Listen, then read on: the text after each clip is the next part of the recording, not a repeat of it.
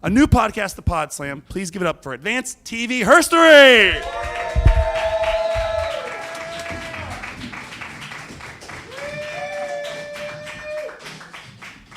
This is different. You're probably not going to laugh nearly as much, but I'm hoping that by the end of it, you're all still awake and that you have learned something. Because this is kind of like, it's like advanced TV herstory. It's not just TV for people who only occasionally watch it. It's for the real big fans.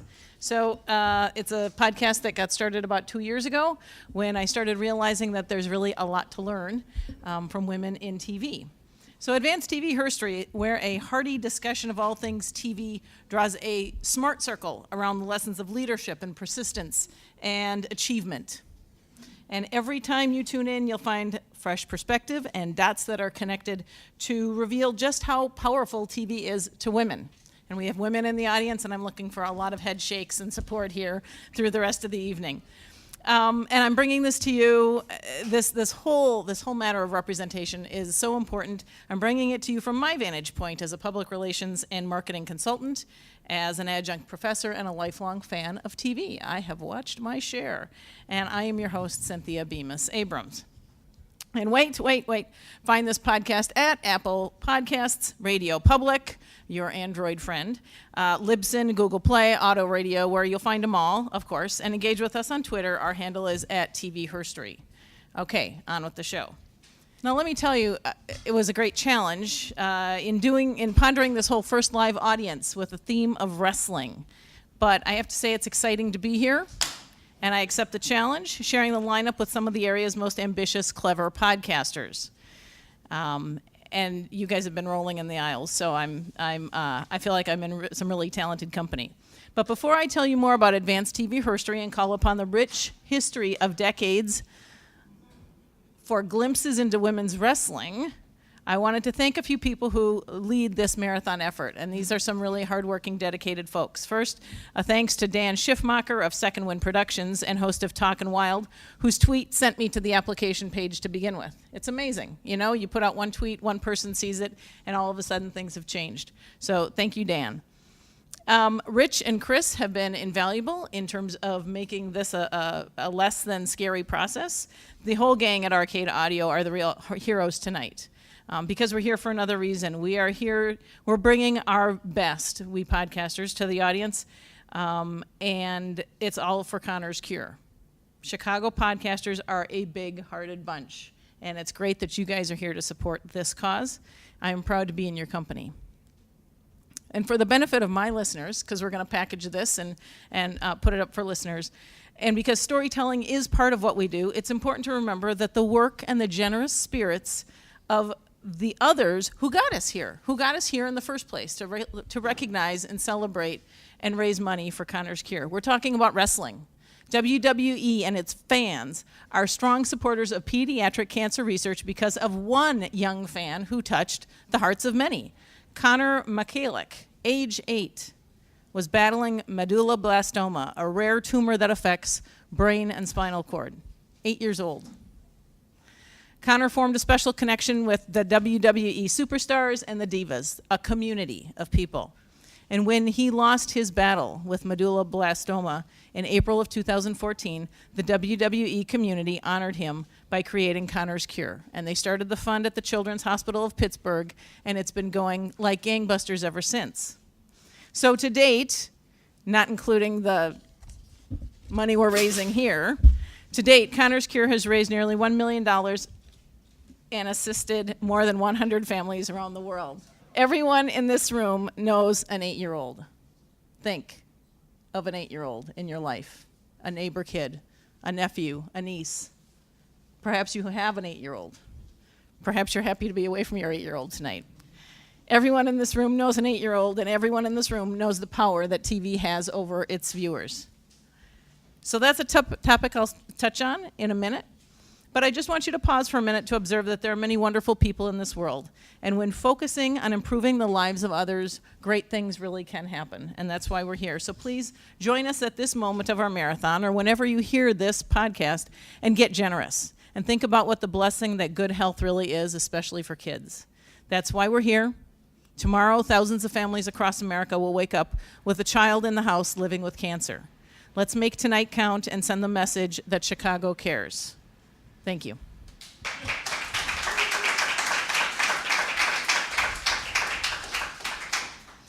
Now, being 8 years old, Connor's age, is an impressionable time in someone's life. Think back to where you were, think back to the house you were living in or the apartment, and your friends, and what grade you were in your elementary school. Girls and boys at that age are starting to see what others do, and they see it on TV. That big world that right now is their current life, and what they see on TV, that's where they're headed. And I remember thinking that was life. Advanced TV Herstory likes to go back in time to find stories that show women at their most courageous, or funny, or smart, or brave. And that's what we saw on TV, and those were the role models we had, and that we carry them with us today, decades and decades later. The shows or moments of TV that have been scripted or directed by women, and there are really are many of them, but we don't get the chance to celebrate them, or obviously the performances, the incredible performances. So the mission of this podcast is defined by two words, very simply, TV and women. And sometimes we get serious, but not tonight. How can you, when you have a theme of wrestling, which by its very nature encourages creativity and competitiveness?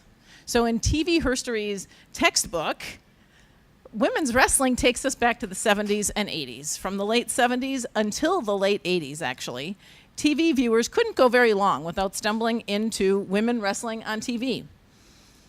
And more importantly, or perhaps closer in your memory, is that this year, Netflix shined an incredible spotlight on that period with its original series, Glow.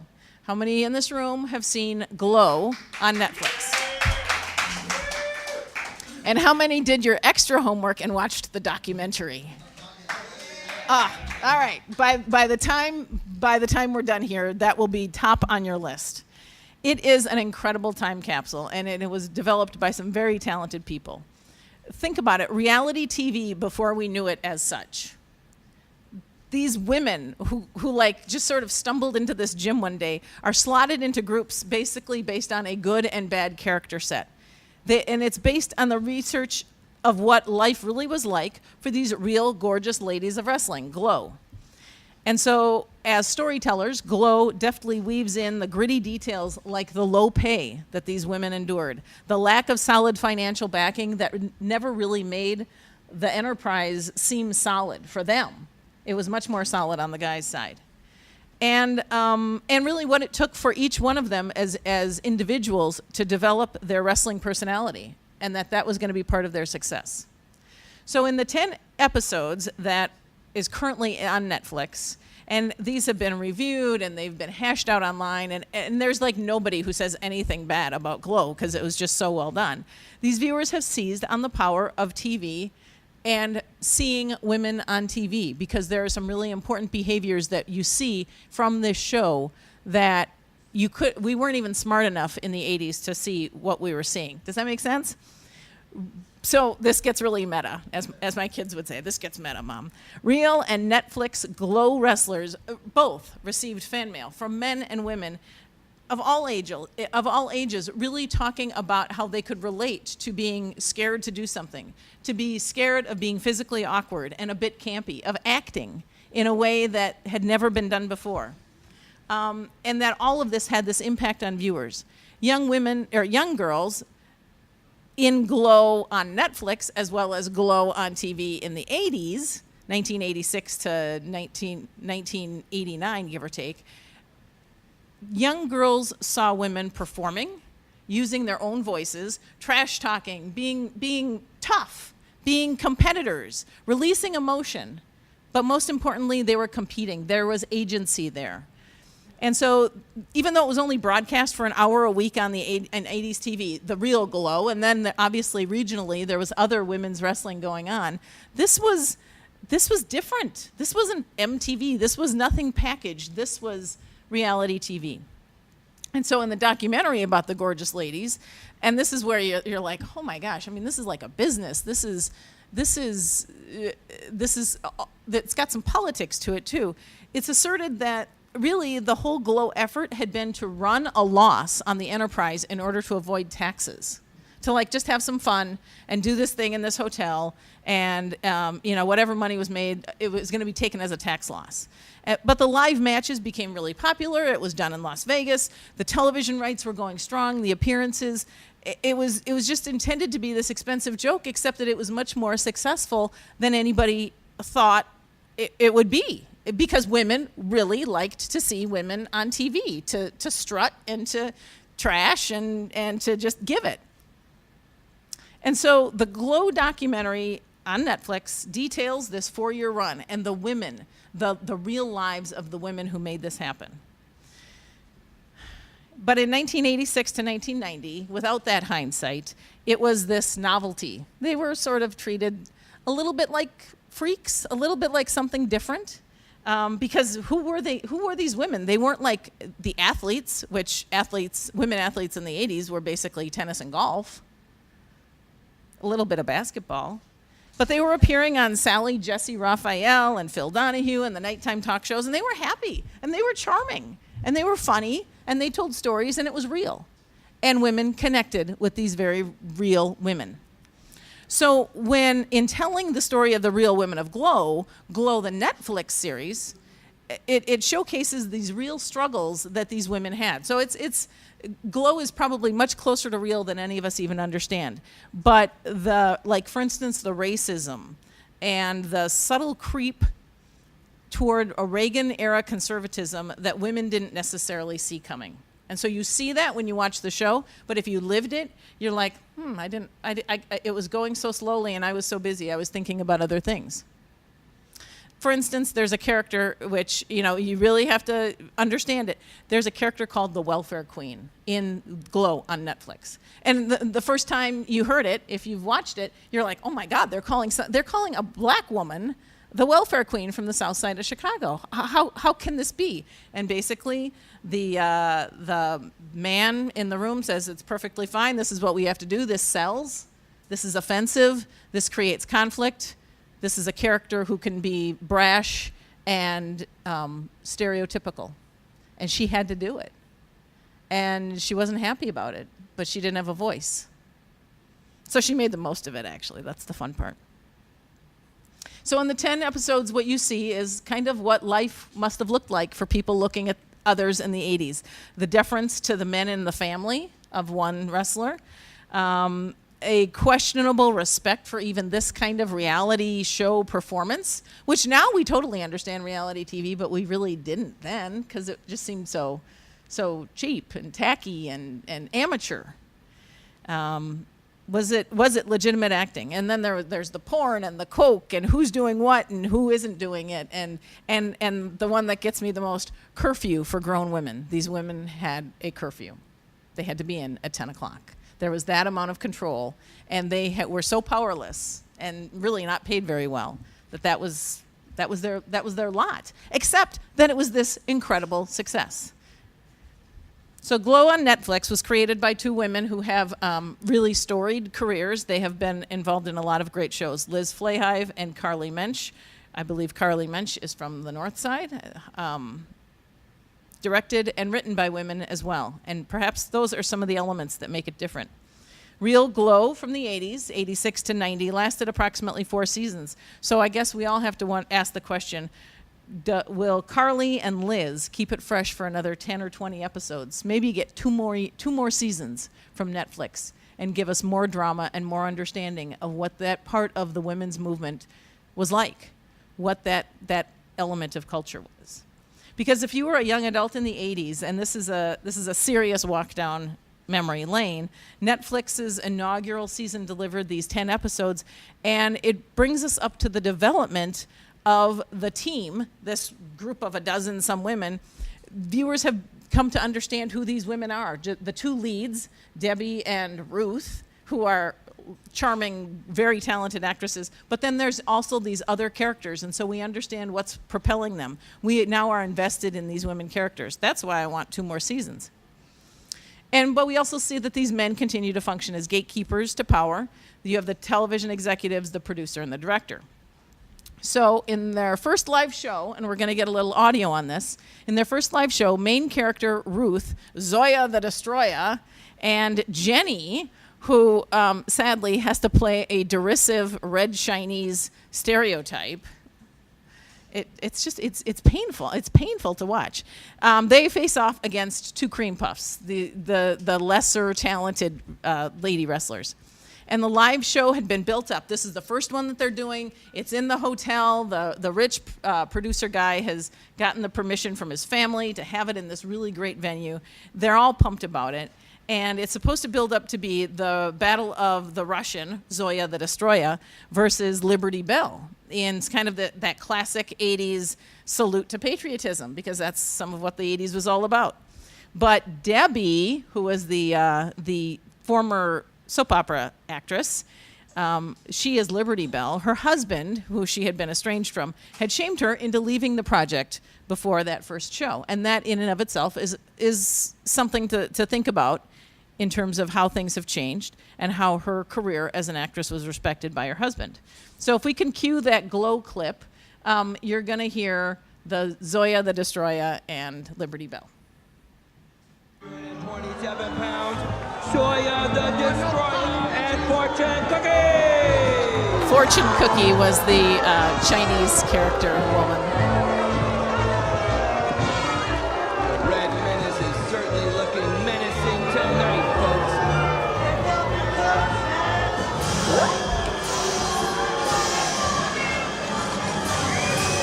Here come their opponents from the Sunshine Senior Living Facility in Las Vegas, Nevada, at a combined weight of cares. It's N9 at the Rosenblatt, aka the Beatdown Biddy.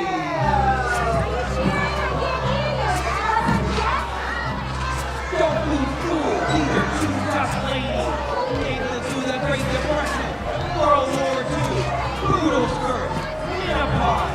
They're so old, their wrinkles got wrinkles.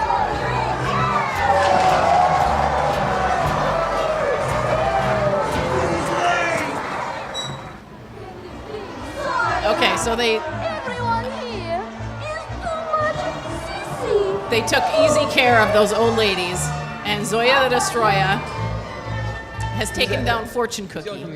You heard me? I said I'll fight you. You? Bullard's housewife in dress? Yeah. I am a proud American mother. She was in time to help you. What did you do? In a world without freedom. And I'm ready to kick your Soviet all the way back to Siberia.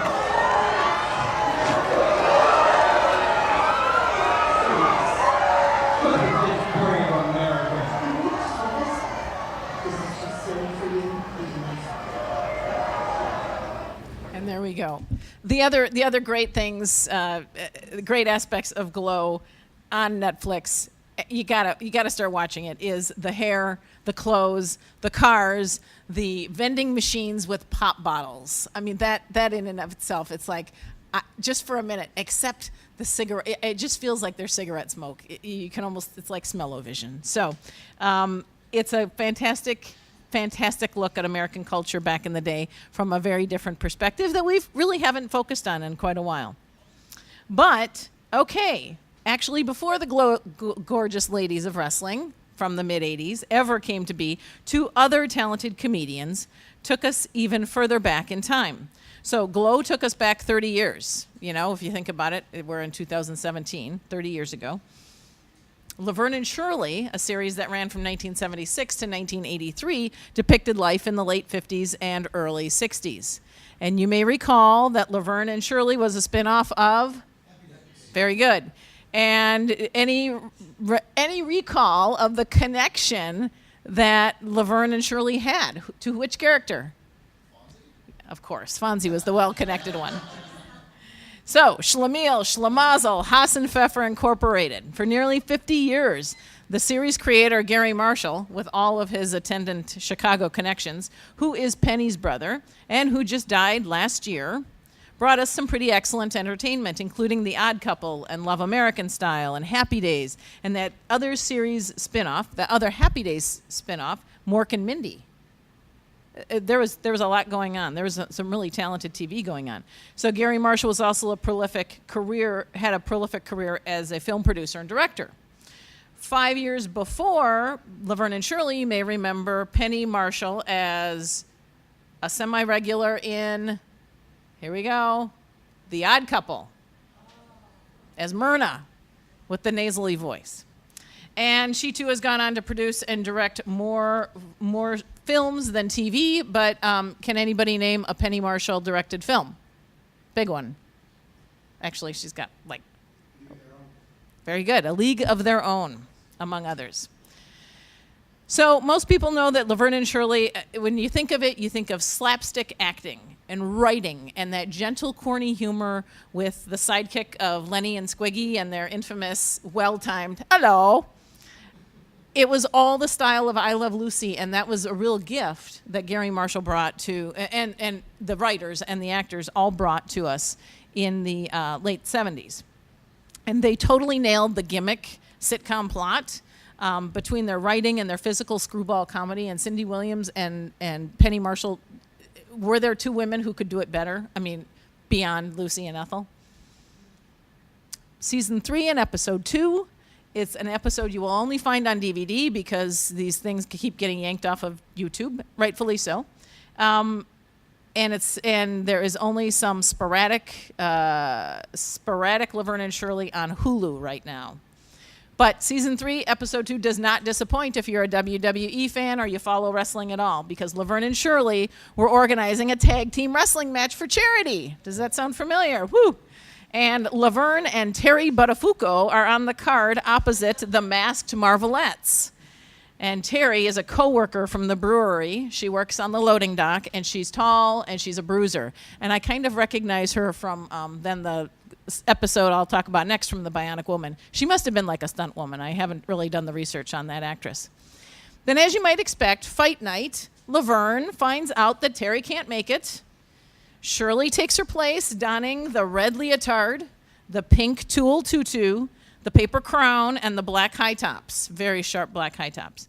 Now, Laverne, you know she doesn't do her homework. She had been counting on Terry, who is this big lug, to know all the moves to really take on the Masked Marvelettes.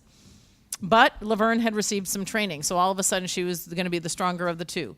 And that's really great because after some trash talk to the Masked Marvelettes, and they are wearing, really rocking, the yellow shorts over the yellow bodysuits, and they're wearing orange winter face masks. The match begins.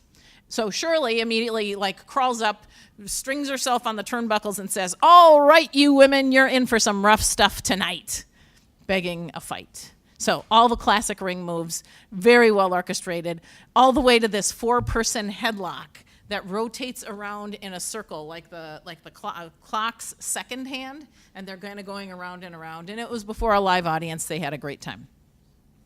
And Laverne and Shirley win the match and fair and square with the following epic move. The Marvelettes are setting Laverne up for a big takedown. Shirley is out of the ring. She's crawling back into the ring. She sees that Laverne is going to totally get taken out, and so she dashes across. She pushes Laverne out of the way just in time for the Marvelettes to collide with each other. Now, fans of Happy Days might recognize that as, a Malachi Crunch of sorts, if you remember the Pinky Tuscadero Happy Days episode. So,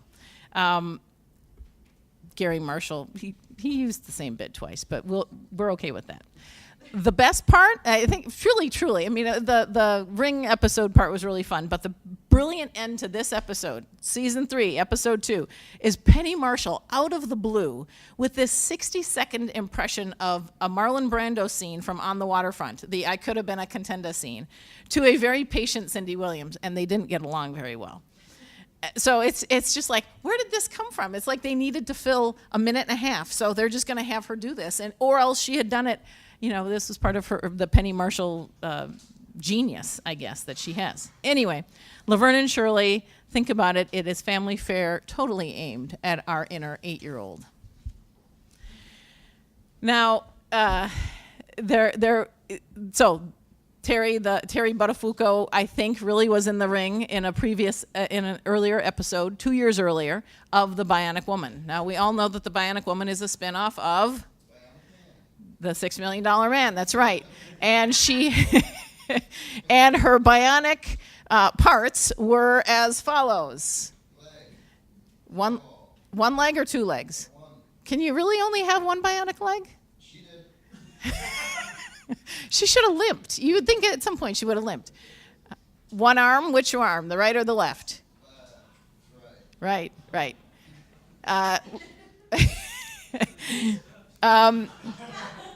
And then she had the ear because Steve Austin had the eye, right?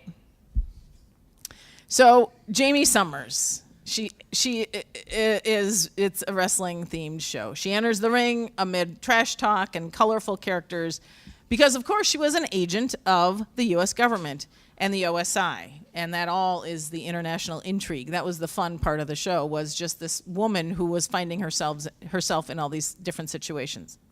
So season 2, and this is only a 3-season series, and this series, women, if you see a Bionic Woman episode, you have to stop, right? It's like the Patty Duke show. You just have to stop for a moment and celebrate this. And it's really been documented, and her notoriety, her popularity, Lindsay Wagner's popularity is as strong as it's ever been. She was a role model. This is a series for women and girls that continues to be loved and beloved.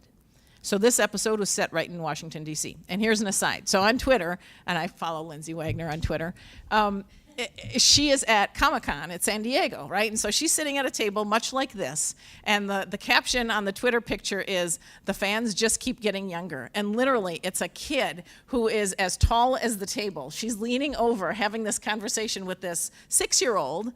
And you know what? The fans just keep getting younger. So it really is an iconic series.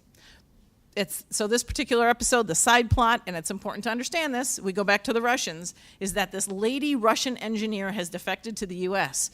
to take part in the U.S. government's microchip development laboratory. Oh, yes, and you're detecting a theme here of the Americans and the Russians. Now, it's a really soft plot. I watched it again last night, and I didn't see it. I didn't get it. A male OSI agent who is on the case, undercover in the world of wrestling, he just somehow goes missing. And so Jamie has to infiltrate the band of lady wrestlers who perform this weekly show on TV in Washington, D.C. in the late 70s. And they practice in this dingy gym. It looks an awful lot, actually, like the one from Glow.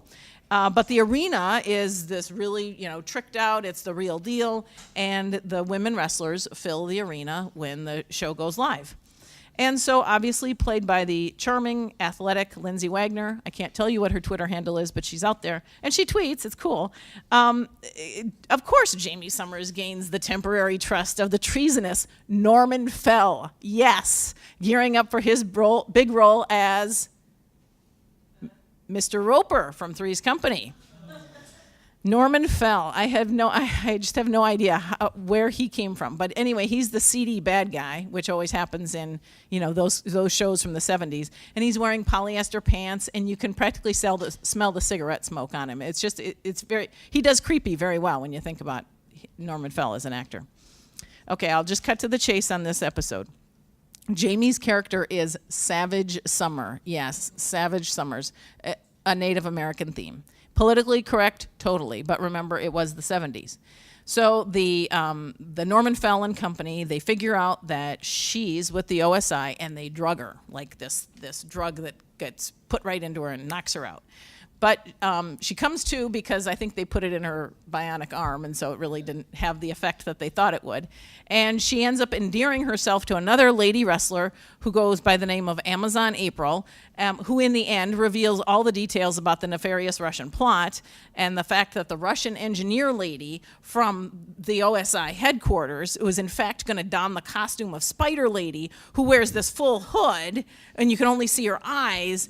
And so we never really knew who Spider Lady was. So the Russian engineer lady is going to put this costume on and then escape the U.S. with the microchip. Now the microchip, when you look at it and it's like close up, it's like the size of like a wedding ring box. It's huge. It's like a cube. It's some serious hardware there. So it's not micro by today's standards, but it was back then. It was pretty valuable. So Jamie bounces back from the Mickey that Mr. Roper slipped her in her shoulder, and she goes all bionic in the ring. And once again, the Bionic Woman saves the day because that's what she did every single time. America 1, Russia 0. And Amazon April earned the respect of the United States government and probably a little immunity for her part in the treasonous pretext. But I'm saving the best for last. Am I okay for time? Saving the best for last, and it really has nothing to do with wrestling. It's not really a wrestling match. It's more of a good old-fashioned cat fight. And there's only one TV series that comes to mind when you hear the phrase cat fight. Oh. Close. That would be close. What was that? Close. Another Aaron Spelling production. It's Dynasty. So on April 13th, 1983, season 3, episode 23. So it's the end of the season, getting to be the end of season 3. So maybe by 1983, there was, times were changing and real life wrestling industry was growing more sophisticated and primetime viewers were getting into their primetime soap operas, their primetime dramas that were more of a serial base. Dallas and Falcon Crest and Knots Landing and Dynasty. Dynasty set in Colorado. But you know what? Even in the evening, we still like a good physical exchange, right? So they aren't climbing into the wrestling ring anymore. These two, Joan Collins and Linda Evans, are engaging in a very well choreographed, colorful. It's the campiest drama I think you can really still watch with, and just enjoy it for what it was, because Joan Collins was the William Shatner of women in the 80s. She just was. She was so far over the top. Dynasty began its run on ABC in 1981.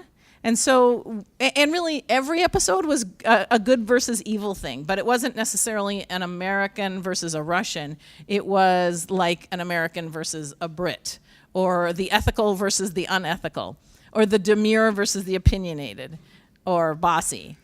But one way or another, it always boiled down to Joan Collins as Alexis Colby Carrington, just dishing it up in this verbal spar that it could just raise the hackles of whichever woman. And Diane Carroll, she mixes it up with Diane Carroll. But Linda Evans got it more than anybody else. So we're going to flip to this YouTube clip of what has become the premier Dynasty cat fight. It's the one considered the number one. The number 2 is the mud fight that I think occurred in the 6th season with a yellow suit. But this one, are we there? All right. Get out! Okay, so for the purposes of those listening, The empty arms. these two are dressed to mourning the the nines, baby that she couldn't having have. their fight. And the baby Linda that Evans is she wearing this almost got to incredible adopt. blue dress cut down to now. pretty much the midpoint of her cleavage. Joan Collins is dressed up a little bit more, showing a little less skin. Bitch! Joan Collins is wearing a hat that as soon as they hit the lily pond, the hat goes flying. Now they are in a lily pond that seems to be like knee deep, but occasionally they get put under the water like somebody's going for a serious drowning incident here. And I still don't know how it is that a 2-foot pond can hold a woman under. They are slapping, they're kind of just having a arms-only brawl, and then Joan Collins gets put under the water, and there's like this massive kicking going on. Shoes have been lost, and Joan Collins' hair is now very disheveled. It's all just wet. Linda Evans' hair is down as well. Both have been pinned back. And Linda Evans clearly has the edge on this one, but Joan Collins she's crafty, so she's swimming away, and Linda Evans grabs her by the feet and pulls her back in and sends her under one more time with a boom, a right hook. Now up comes Blake Carrington in his limousine, because this is, after all, his Colorado estate, and he can't believe his eyes. Hey, Henry, pull back. I gotta see this. My wife and my ex-wife are having a cat fight in our lily pond. I've got to get out and save the day. So, now they should have pulled him in retrospect. But, so John Forsythe comes to the edge of the lily pond. What is going on here? Will somebody tell me? Are you going to answer me? Are you going to answer me? Pulls Linda Evans out. Well, all right, I'll tell you something. I will not have this. No matter what the provocation is, I will not have my wife acting this way. A common brawl in the lily pond with her. She did the best she could, I swear. She's A female a mud tremendously wrestler. patient woman. I won't stand for it. Do you understand? Well, and she just glares at him. She's like, I don't know why I married you. I'm calling my lawyer. But even dripping wet, that dress Would you just hits please her help like a me glove. out of here? And he can't yell at his ex-wife, Did Alexis, you see what she was trying to do? She was trying to drown you. She's no better than an animal. who just Yes. really, really wants I can only to. guess that you started this and that she had to defend herself. I had no intention of standing here and arguing with you and catching pneumonia. But she managed to find her shoes in the bottom of the lily pond. And her purse. One shoe still on. All right. Dynasty. It's the gift that keeps on giving. So that show's legacy in TV herstory, much like Glow's is today, is that those clothes and the hair and the best cat fights that you'll ever see on TV and the trash talk. Joan Collins is the master. She's still alive. So here's the thing. You guys just saw this, and listeners at home can appreciate this. Linda Evans was 41. Joan Collins was 50 when they were doing that.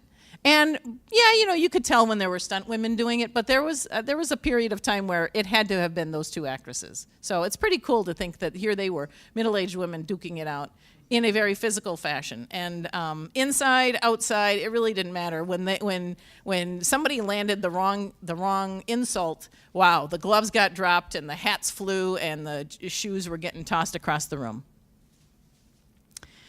And when you think about it, though, these are really generational hallmarks of the baby boom. They really are. This incredibly competitive generation that needed to win and would win and really didn't care if they embarrassed themselves. Anyway, Dynasty is its own little master's degree, I think. And so really, what have we learned? Audience, loyal listeners, TV viewers like to see competitive women. It's fun. It's really kind of cool because they're taking charge. They're changing their own futures, and that's not often seen. And so while Laverne and Shirley and Jamie were borderline parody of women's wrestling as we understood it, and as we look back on them today, those shows were giving us clues that women's wrestling was considered family friendly, which you just don't think about anymore because you don't really, there's no lineage. There's been no tribute to ladies wrestling until Glow came about. And that it was a not so serious display of women actually competing, which meant that it was basically harmless. It was not intimidating to the men who were competing in that same sport. So this, alongside the advancement and then the stagnation of the women's movement that was taking place in the 80s, many of us lived it, but it is seared into our characters. If you were a girl in that time or you were a woman in that time, if you watched these shows or even watch them now, you see things very differently than we did when they were first run. So as always, this show, Advanced TV Herstory, leaves you with a lot to think about. And I hope if you're a new listener, an understanding just how important this impact of TV has had on girls and women, then and now. Advanced TV Herstory, subscribe on Google Play, Radio Public, great for Android phones, Apple Podcast, Auto Radio, all those places. Play it directly on your Player FM.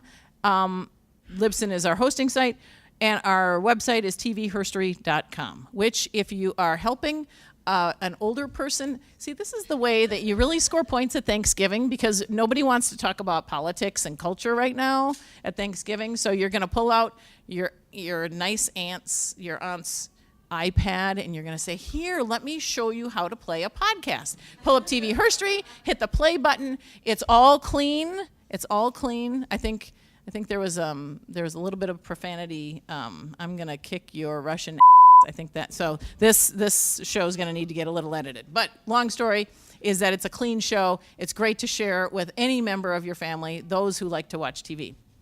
Our Twitter handle is @TVHerstory. Our email is advancedtvherstory, all one word, @gmail.com.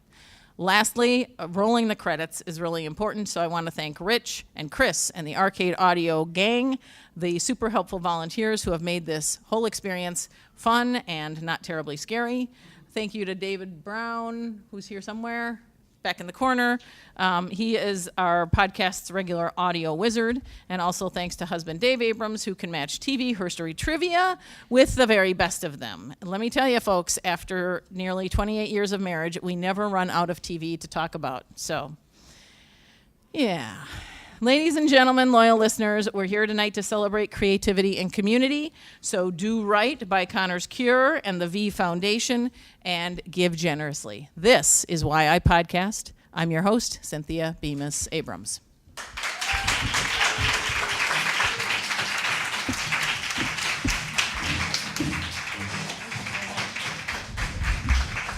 Give it up for Cynthia, Advanced TV Herstory.